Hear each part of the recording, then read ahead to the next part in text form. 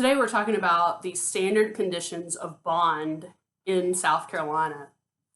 So even if you weren't given this instruction orally at your bond hearing, if you look closely at your bond paperwork, you will see the standard conditions of bond is that you don't leave the state of South Carolina. You must remain in the state of South Carolina while you are on bond. Even if you did not hear the judge tell you this during your bond hearing, you still are bound by this standard condition of bond. You also have to not get rearrested. You have to stay out of trouble while you're on bond.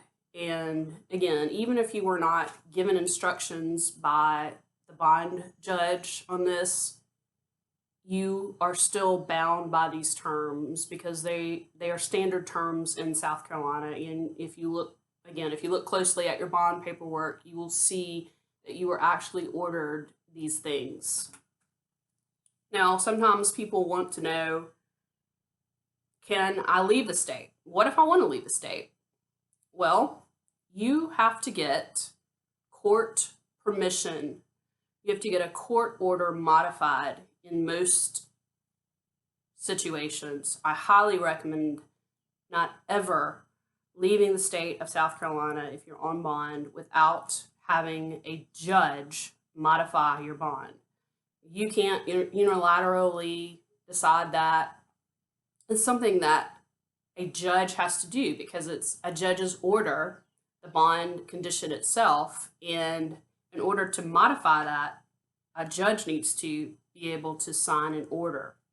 Now, there are some exceptions to this, but the general rule is that you should have your bond order modified before you leave. And when I do these motions, I have my clients tell me well in advance of when they want to leave, the proposed dates that they will be gone, the address where they will be staying, the phone number where they will be staying, the method of transportation.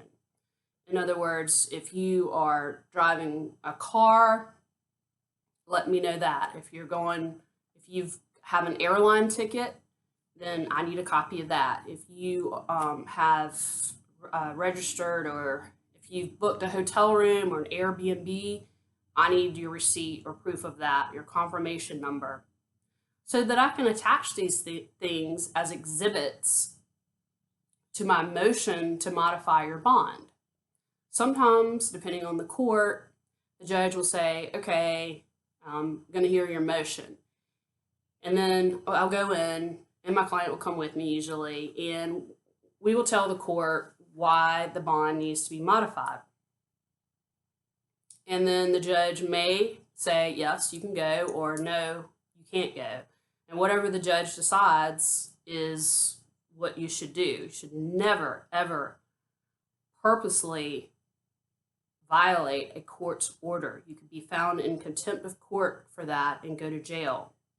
For more information, head on over to my website at www.swilliams-law.net, and feel free to like this video and subscribe to my YouTube page.